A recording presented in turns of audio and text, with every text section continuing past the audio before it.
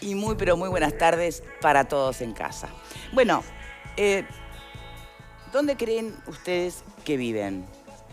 ¿Uruguay o Narnia? Lo pregunto porque, por ejemplo, para el presidente del Frente Amplio, este gobierno, que no es lo mismo que decir cada uno de nosotros, el gobierno de turno entiende que vivimos en Narnia. Me gustaría que contesten los panelistas invitados. Pero no fue lo único que dijo otras cosas el presidente del Frente Amplio en el marco de los 102 años del Partido Comunista. Dijo algo bien contundente. Vamos a volver a ganar el gobierno. Lo sabemos nosotros, habla por el Frente Amplio, y lo sabe el gobierno. Esa es otra pregunta que me gustaría repasar con ustedes. Pero además tenemos hoy un invitado ideal para esto, para hablar de política, porque no nos queda mucho y recién lo estaban comentando. En cuanto empiece el Mundial, todas las cuestiones político-partidarias seguramente, ¿no? quedan a un ladito por un rato. Repasemos primero un tape con información y después venimos a piso.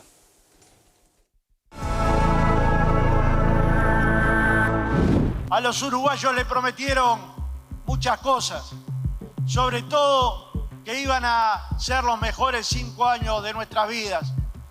Entonces preguntemos a nuestros trabajadores, a nuestros jubilados, a nuestros estudiantes, a las personas que están excluidas o descartadas de la sociedad, a las personas que no llegan a los alimentos, si estos en verdad fueron los mejores 5 años de su vida. Y la gente rápidamente va a decir que no.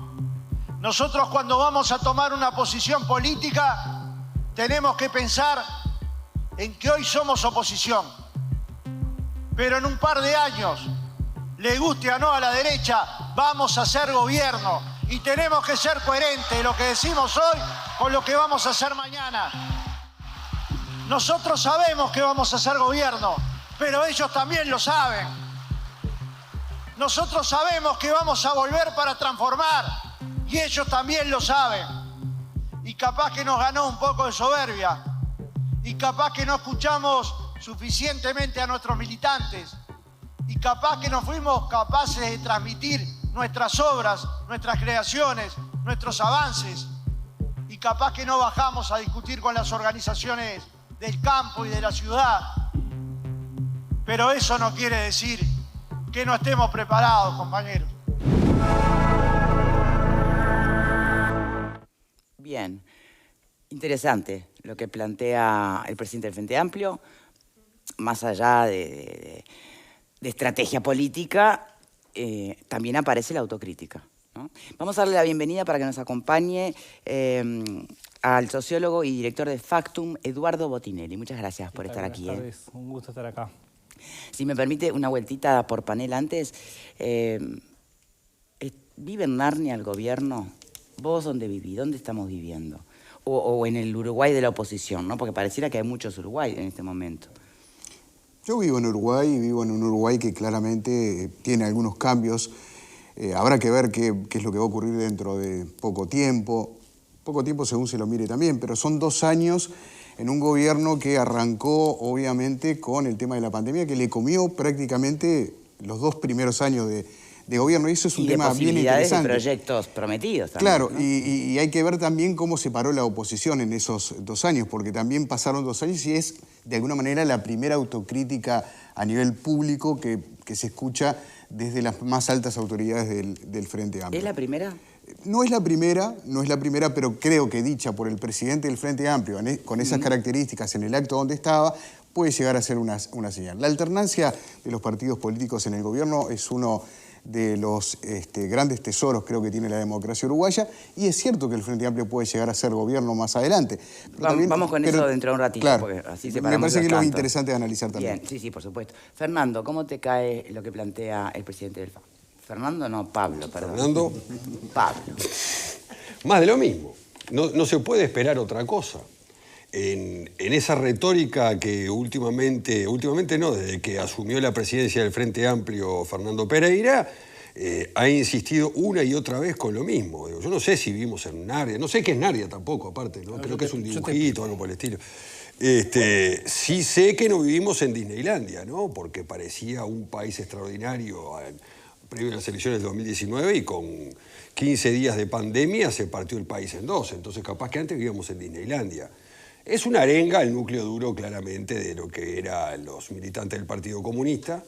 Está bien, es parte de la política. Lo que me sorprende de sobremanera es que ya comencemos la campaña electoral faltando prácticamente la mitad del periodo de gobierno, ¿no? Lo que es la desesperación por el poder y por esos puestos claramente que se pierden cuando uno pierde el gobierno, que son muchísimos puestos, ¿no? Que se repercute lógicamente en un ingreso económico. Las cosas son claritas. Bueno, para cada uno opina como sí, quiere. por eso. No es que, no, pero el que trabaja... las cosas son claritas. El que trabaja... Son como son y cada uno le pone la interpretación. El que trabaja en el Estado no cobra, va gratis.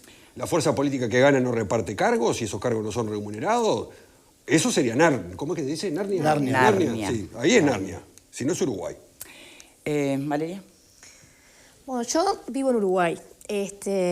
Creo que es una forma... ¿Más cerca del Uruguay del Frente Amplio o del Uruguay del gobierno? Yo creo que en ese aspecto hay un Uruguay solo, pero con dos visiones de ese Uruguay, ¿no? Se ven de dos formas diferentes. Pero pueden ser tan extremas porque, a ver, sí.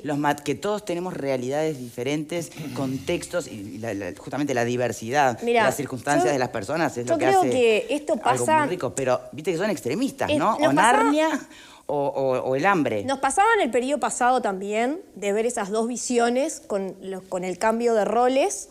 Creo que Uruguay se ha transformado en esto. Hay dos mitades claramente diferenciadas, donde uno celebra las cosas que pasan y el otro cuestiona sistemáticamente lo que hace los que celebran, ¿no? Entonces, yo lo que sí entiendo es el Frente Amplio está empezando a realizar públicamente una autocrítica que tardó muchísimo tiempo en hacer. ¿Y por qué ahora? Porque entonces? Creo que tardó muchísimo en aceptar que perdió. El Frente Amplio demoró muchísimo en aceptar que había perdido. Y por momentos, siendo oposición, parecía que era el gobierno, en lo que declaraba públicamente sin darse cuenta que habían perdido el gobierno y no habían hecho el análisis ni la autocrítica de por qué. Creo que esto es necesario. Está claro que era en un ámbito que, más allá de que sabemos que va a salir públicamente, dirigido a uno de los sectores políticos más duro, pero además que tiene mayor participación en la militancia, en los comités, en todo el país. Entonces creo que también hay que identificar para quién era ese discurso directamente. Y por el otro lado, quiero irme a esto del vamos a hacer gobierno. Pará. Eso, déjame que termine de dar vuelta y vamos con eso después. Entiendo que lo planteen ahora porque es una forma de instalarlo, Bien. ¿no? A ver, Pupo, ¿dónde vivís? Me extraña, sí, que hable Fernando Pereira de Narnia. Cualquier definición de Narnia en cualquier enciclopedia te dice que es, es un país imaginario, plagado de bestias míticas y de animales que hablan. Es el país de Fernando Pereira.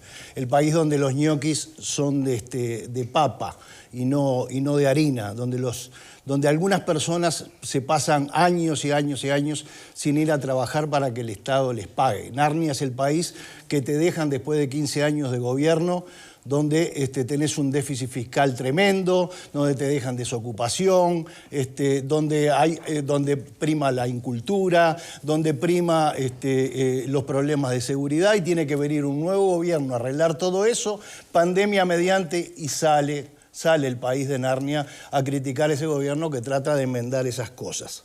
Narnia tiene una capital, que es Montevideo, algunos le llaman Bolchevideo, yo no estoy de acuerdo, pero tiene una capital donde hay una intendente que va a otro congreso diferente al que fue el del país de Narnia y te sale a hablar de los unos y los otros. Después tenemos declaraciones de COSE también en un evento paralelo. Así que al señor Fernando Pereira decirle o recordarle que hace 10 días pedía concordia, pedía armonía y sale con este tipo de discursos que solo lo puedo entender porque al decir de una amiga cuando iba a entrar acá al canal, estuvo en un acto de la Unión Soviética este fin de semana y bueno, en ese marco se lo puedo entender. Botinelli, ¿qué lectura hace usted de esta primera parte, ¿no? Después profundizaremos en si volverán a ser gobierno o no, qué está incidiendo, qué está moviendo la aguja, pero antes, sobre las declaraciones del presidente del Frente Amplio. Bueno, a ver, acá tenemos distintas cosas arriba de la mesa. Sí. Lo primero es un poco lo que decía Valeria en cuanto a que el Frente Amplio le costó mucho volver a ser oposición y colocarse en el rol de oposición, con una oposición que es distinta a la que tuvo siempre. Es la primera vez que el Frente Amplio es oposición habiendo sido gobierno. Sí. Hacer oposición sin haber sido gobierno es un rol distinto que hacer oposición habiendo sido gobierno. El Frente Amplio atravesó un recambio de autoridades y una discusión interna muy fuerte. A su vez, la pandemia de alguna forma dificultó las formas de hacer oposición, porque no es lo mismo tampoco hacer oposición en un estado normal que hacerlo en un estado de pandemia. ¿Y qué me dice de gobernar? Porque gobernar tampoco es lo mismo, con o sin oposición. No, por supuesto. Con o sin pandemia, por supuesto, claro. Hablando del rol de la oposición, es que no es lo mismo tampoco hacer oposición sin pandemia que hacerlo con pandemia. No, claro, pero es una oposición que señala que el gobierno, lo de los 5 años, mejores 5 años de tu vida, y no menciona la pandemia. Y acá está viendo, digamos, en esta cuestión de qué países vivimos, Sí.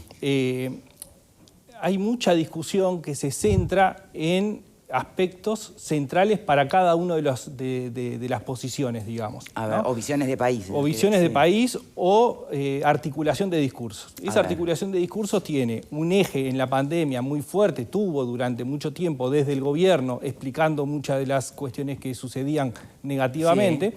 Y ahora focalizando solamente en lo positivo, y las cosas negativas están asociadas a la pandemia, o después aparece la guerra y toda la coyuntura internacional, y desde el lado de la oposición, marcando solamente lo negativo y no rescatando lo positivo. Y ahí es donde se está dando este enfrentamiento de discursos, donde en realidad no se está hablando de lo mismo. Se está hablando de pedazos de las discusiones, donde se están hablando de dos cosas separadas. No se está hablando exactamente, no se está discutiendo. O sea, no está habiendo diálogo, por lo que. No, diálogo es de sordos, ¿no? Cada uno dice lo que quiere decir. Cada vez es peor. En ese sentido, el país está yendo con pocas oportunidades de diálogo.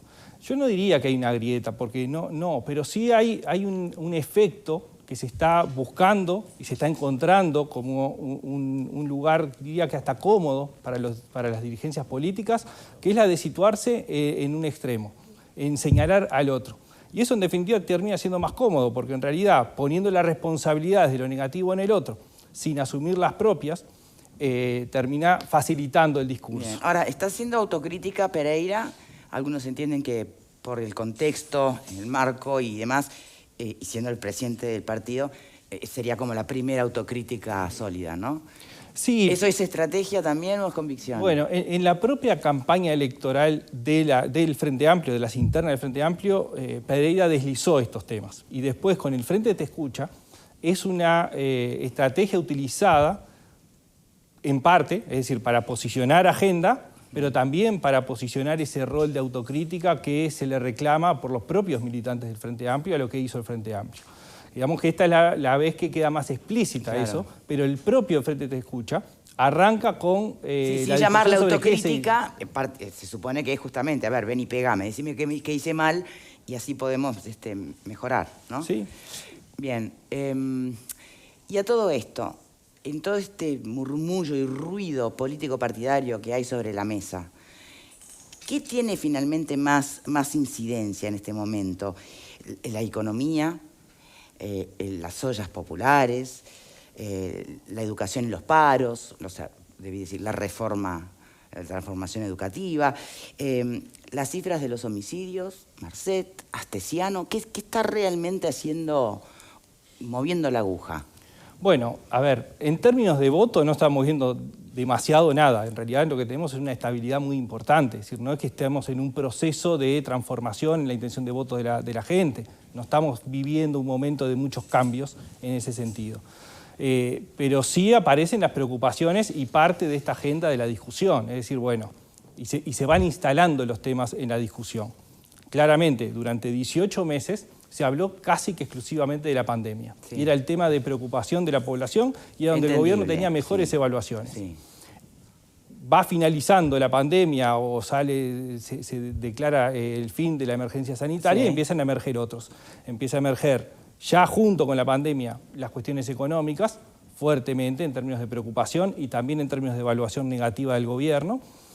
Claramente con una evaluación casi totalmente negativa de los votantes del Frente Amplio, pero también dentro de los votantes de los partidos de la coalición, entre 3 y 4 de cada 10 evalúan negativamente, pero empieza a emerger cada día, o sea, si nosotros vamos mirando la evolución que ha tenido en la opinión pública, la seguridad pública empieza a ocupar un lugar central, donde la seguridad pública se concentra fuertemente a partir de los homicidios, pero empiezan a sumarse otros hechos más vinculados a estos casos de Marcet, donde el Ministerio del Interior queda en el centro y la discusión sobre seguridad pública se amplía a distintos ¿Y cómo aspectos. se puede explicar entonces, con esto que usted está planteando, que si bien el FA mantiene su intención de voto, crece la imagen del presidente, ¿no?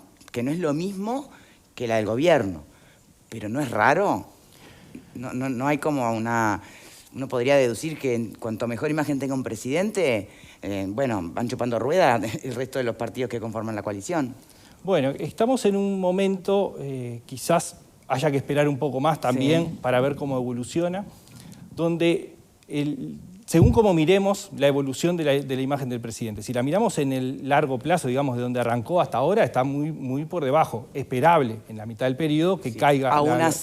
Aún así tiene buenos niveles. No, pero digo, tradicionalmente siempre caen las imágenes de los presidentes, Sí. ¿no? ¿Qué tanto cayó la del presidente en comparación con otros presidentes? Bueno, ahí hay que mirar un poco lo que es la coyuntura. Justamente, peor que una pandemia no le tocó a nadie. Bueno, Entonces, pero en ese sentido, la pandemia al presidente lo ayudó en términos de imagen. Porque lo hizo bien. Porque termina siendo valorado... A ver, al día de hoy, más del 80% de la población evalúa positivamente la gestión del gobierno. Sí. Esto quiere decir que no solamente tiene todo el apoyo de sus votantes, sino que además del Frente Amplio se evalúa positivamente. Claro, pero eso le significó alargar lo que se dice esa luna de miel. Luna de miel, ¿no? ahí está. Bueno, pero eso es, a ver, perdón que pregunte, pero para entender la lógica de cómo valoramos las cosas, ¿no? Si justamente usted es el primero que me dijo, bueno, pero hay que valorar circunstancias antes de hacer una comparativa de evolución de aprobación de presidentes en el país. Y bueno, peor que una pandemia, insisto, no le tocó a nadie. Y si el presidente logró no solo sortear eso, convengamos que sería un éxito en cuanto a evaluación de aprobación como presidente histórico. Sí. Durante todo ese periodo lo que generó fue justamente toda la fortaleza y una espalda que le permite llevar adelante una serie de reformas que son muy discutidas en términos de opinión pública. La reforma de la seguridad social, la reforma educativa, se necesita cierta espalda política y de opinión pública para poder llevarlas adelante. ¿Y cómo explica esto de que sea el presidente el que tiene la buena imagen y que no necesariamente la coalición como partido político muestre mejor intención de voto, ¿no? ¿Me lo puede contestar a la vuelta de la pausa? Por supuesto. Tenemos que hacer la primera tanda y sé que tengo que comentarles algo. Sí, y está acá, mirá, ¿viste? ¿Qué quería comentarte? Mirá, Carey, coloración premium, color intenso y luminoso que no se barre con los lavados. Carey, el color que querés para el pelo que soñás.